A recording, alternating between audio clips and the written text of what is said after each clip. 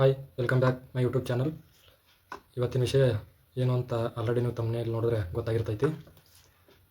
So ಅದಕ್ಕಿಂತ ಮುಂಚೆ ಇನ್ನೂ ಯಾರಾದರೂ ಸಬ್ಸ್ಕ್ರೈಬ್ ಮಾಡ್ಕೊಂಡಿಲ್ಲ ಅಂದರೆ ದಯವಿಟ್ಟು ಸಬ್ಸ್ಕ್ರೈಬ್ ಮಾಡ್ಕೊರಿ. ಹಾಗೆ ಸೈಡ್ ಇರೋ ಬೆಲ್ಲೈಕನನ್ನು ಪ್ರೆಸ್ ಮಾಡಿ. ಮತ್ತು ಅದೇ ಥರ ಯಾರಾದರೂ ನಿಮ್ಮ ಸ್ನೇಹಿತರು ಸೆಂಟ್ರಲ್ ಗೌರ್ಮೆಂಟ್ಗೆ ಅಥವಾ ಸ್ಟೇಟ್ ಗೌರ್ಮೆಂಟ್ಗೆ ಏನಾದರೂ ಪ್ರಿಪ್ರೇಷನ್ ಮಾಡ್ತಿದ್ರೆ ನನ್ನ ಚಾನಲ್ ಲಿಂಕನ್ನು ಅವರಿಗೆ ಸಜೆಸ್ಟ್ ಮಾಡಿ. ಯಾಕಂದರೆ ನಾನು ಕೊಡೋ ಮಾಹಿತಿ ಅತಿ ಅಮೂಲ್ಯವಾಗಿರ್ತದೆ. ಯಾಕಂದರೆ ಪ್ರತಿಯೊಂದು ನೋಟಿಫಿಕೇಷನ್ ಹಾಗೂ ಮ್ಯಾಥಮೆಟಿಕ್ಸ್ ಕ್ಲಾಸ್ ಇಂಡಕ್ಟಾಗಿ ಹೇಳ್ತೀನಿ. ಸೊ ಅದೇ ರೀತಿಯಾಗಿ ಪ್ರತಿಯೊಂದು ಯಾವುದೇ ಸ್ಟೇಟ್ ಗೌರ್ಮೆಂಟ್ ಸೆಂಟ್ರಲ್ ಗೌರ್ಮೆಂಟ್ ಯಾವುದೇ ನೋಟಿಫಿಕೇಷನಲ್ಲಿ ಅದ್ರದ್ದು ಎಷ್ಟು ವೇಕೆನ್ಸಿ ಇದೆ ಹಾಗೂ ಏನು ಎಕ್ಸಾಮ್ ಸಿಲೆಬಸ್ ಆ ಥರ ಎಲ್ಲನೂ ವಿಡಿಯೋ ಮಾಡಿ ಹಾಕ್ತೀನಿ. ಸೊ ಅದ್ರ ಸಲುವಾಗಿ ದಯವಿಟ್ಟು ನಿಮ್ಮ ಸಪೋರ್ಟ್ ನನಗೆ ಬೇಕು, ಅದಕ್ಕೆ ಸಪೋರ್ಟ್ ಮಾಡಿ. ಇವಾಗ ಸೆಷನ್ ಸ್ಟಾರ್ಟ್ ಮಾಡೋಣ. ತಮ್ನೇಲ್ನಲ್ಲಿ ಹೇಳಿರೋ ತರಹ RRB NTPC ಅಂಡರ್ ಗ್ರಾಜುಯೇಟ್ ಅಂದರೆ ಸೆಕೆಂಡ್ PUC ಮೇಲಿಂದ ಪೋಸ್ಟ್ ಇಲ್ಲಿದೆ ನೋಡಿ. ಸೆಕೆಂಡ್ PUC ಮೇಲೆ ಇರ್ತಕ್ಕಂಥ ಹುದ್ದೆ ಇದು ಆಲ್ರೆಡಿ ಹೋದ ಮಂತ್ ನೋಟಿಫಿಕೇಷನ್ ಮಾಡಿದ್ರದು. ಅದ್ರದ್ದು ಇವಾಗ ಇನ್ನೇನು ಒಂದು ವಾರ ಒಳಗಡೆ ಆನ್ಲೈನ್ ಅಪ್ಲಿಕೇಶನ್ ಕ್ಲೋಸ್ ಆಗ್ತೈತಿ. ಸೊ ಅದ್ರ ಸಲುವಾಗಿ ಒಂದು ವಿಡಿಯೋ ಮಾಡಿ ನಿಮಗೆಲ್ಲ ಹೆಲ್ಪ್ ಆಗುತ್ತೆ. ನೀವು ಯಾರಾದರೂ ಅಪ್ಲಿಕೇಶನ್ ಹಾಕಿಲ್ಲ ಅಂದರೆ ಹಾಕ್ಬೋದು ಅಂತ ಒಂದು ವಿಡಿಯೋ ಮಾಡ್ತಿದ್ದೀನಿ. ಇದರಲ್ಲಿ ಇಲ್ಲಿ ಇಂಪಾರ್ಟೆಂಟ್ ಡೇಟ್ಸ್ಗಳಿವೆ. ಏನಂದರೆ ಇಲ್ಲಿದೆ ನೋಡಿ, ಇದೇನು ಡೇಟ್ ಇದೆಯಲ್ಲ, date of indicative notice in employment news. ಅಂದರೆ ಅವರ ಹೋದ ಮಂತ್ ಏನು ಮಾಡಿದರು, ಈ ಥರ ಇಷ್ಟು ವೇಕೆನ್ಸಿ ನೋಟಿಫಿಕೇಶನ್ ಮಾಡ್ತೀವಿ ಅಂತ ಅಡ್ವಾನ್ಸಿ ಅವರು ಹೇಳಿದರು. ಆ ಡೇಟ್ ಇವಾಗ 4/10/2025 ಹೇಳಿದರು. ಆ ಡೇಟಿಗೆ ಮೆನ್ಷನ್ ಮಾಡಿದರು. ಅದೇ ರೀತಿ ಇಲ್ಲಿ ಇನ್ನೊಂದು ಡೇಟ್ ಇದೆ ನೋಡಿ, important date. Opening date of online application ಅಂದರೆ ಆನ್ಲೈನ್ ಅಪ್ಲಿಕೇಶನ್ ಸ್ಟಾರ್ಟ್ ಆಗಿದ್ದ ಡೇಟ್ ಇದು 28/10/2025. ಹೋದ ಮಂತ್ 28ನೇ ತಾರೀಕು ಸ್ಟಾರ್ಟ್ ಆಗಿತ್ತು.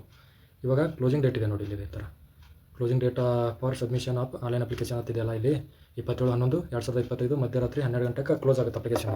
ಸೊ ಇನ್ನೂ ಯಾರಾದರೂ ಅಪ್ಲಿಕೇಶನ್ ಹಾಕದೇ ಇರುವಂಥವ್ರು ಅಪ್ಲಿಕೇಶನ್ ಹಾಕೋಬೋದು. ಮತ್ತು ಇನ್ನೊಂದಿದೆ ನೋಡಿ, ಇಲ್ಲಿ ಇಂಪಾರ್ಟೆಂಟ್ ಡೇಟ್ಸ್ ಅಂತ ಅದಕ್ಕೆ ಮಾಡಿದ್ದು.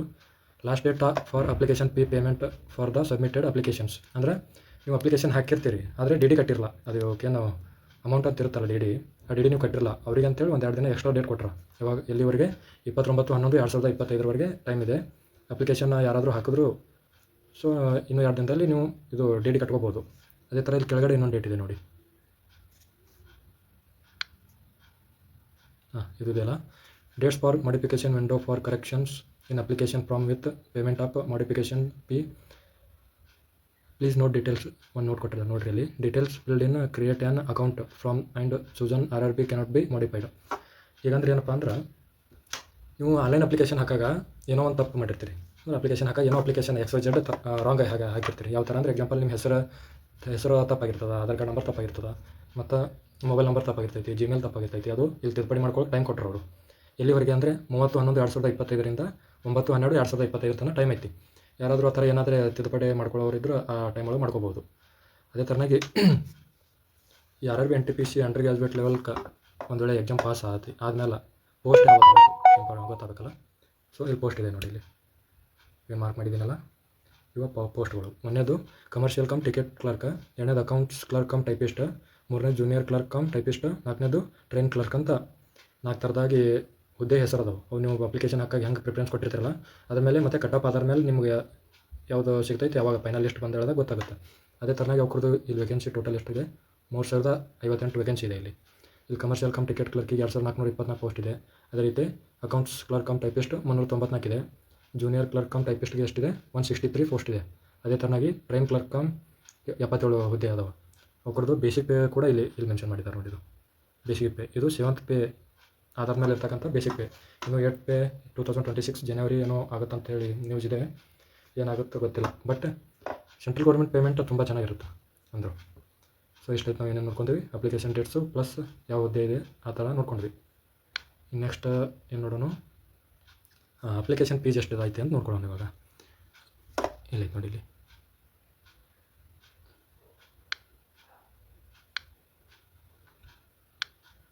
ಅಪ್ಲಿಕೇಶನ್ ಫೀಸ್ OBC ಮತ್ತು GM ಜನರಲ್ ಕ್ಯಾಟಗರಿ ಅವರಿಗೆ 500 ರೂಪಾಯಿ ಐತಿ. ಅದೇ ಥರ SC ST ex serviceman, PWD female, transgender, minority and economically backward classes ಇವೇನಾದವ್ರ ಕ್ಯಾಟಗರಿ ಅವ್ರಿಗೆ ಎಷ್ಟೈತಿ, 250 ರೂಪಾಯಿ ಐತಿ.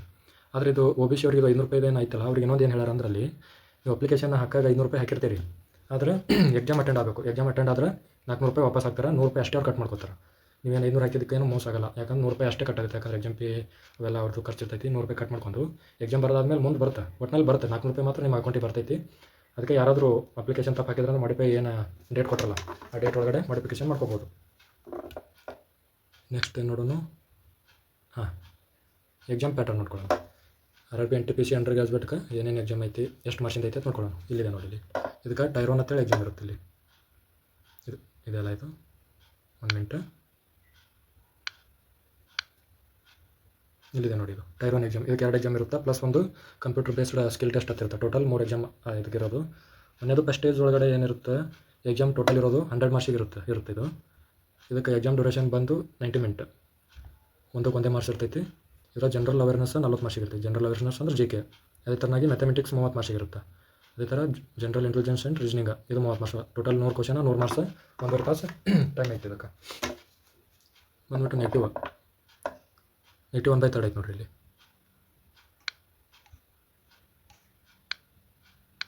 ನೆಗೆಟಿವ್ ಎಷ್ಟೈತಿ? 1/3 ಐತಿ. ಅಂದ್ರೆ 3 ಪ್ರಶ್ನೆ ನೀವು ಏನಾದರೂ ತಪ್ಪು ಮಾಡಿದ್ರೆ ಕರೆಕ್ಟ್ ಆಗಿರೋದು ಒಂದು ಹೋಗುತ್ತೈತಿ.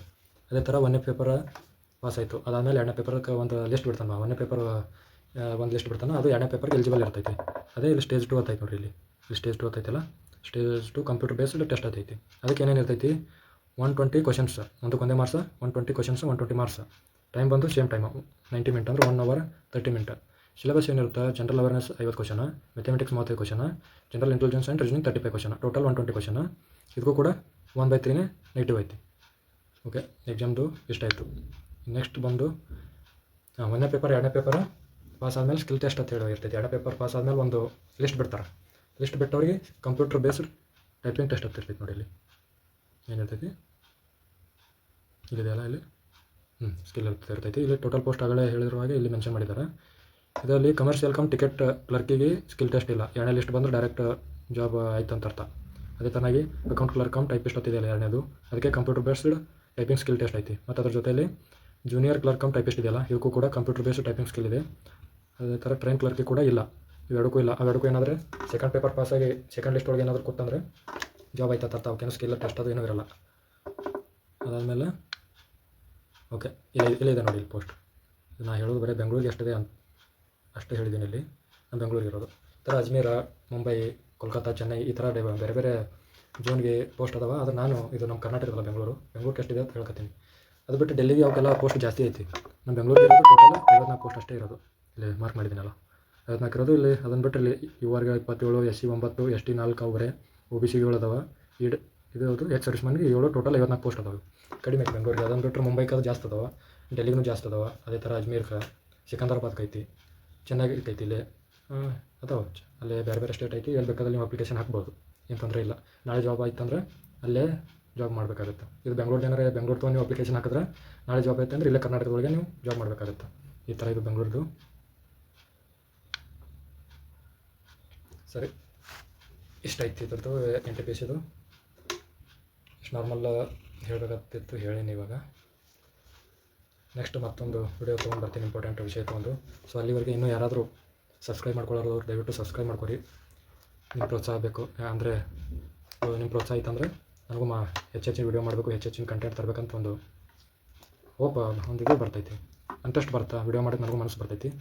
ಸೊ ಅದೇ ಥರನಾಗಿ ನಿಮ್ಮ ಫ್ರೆಂಡ್ಸ್, ಫ್ಯಾಮಿಲಿ ಗ್ರೂಪ್ಸ್ ಯಾರಾದರೂ ಓದ್ತಿದ್ರೆ ಲಿಂಕ್ ಚಾನಲ್ ಶೇರ್ ಮಾಡಿರಿ. ಅದೇ ಥರ ನಿಮ್ಗೆ ಏನಾದರೂ ಈ ವಿಡಿಯೋ ನೋಡಿ ಅನಿಸಿಕೆ ಏನಾದರೂ ಅನಿಸ್ತಂದ್ರೆ ಕಮೆಂಟ್ ರಿಪ್ಲಾಗ ಅಲ್ಲಿ ಐತಲ್ಲ, ಕಮೆಂಟ್ ಮಾಡಿರಿ. ನಾನು ನೋಡ್ತಿರ್ತೀನಿ ಕಮೆಂಟ್. ಸರಿ.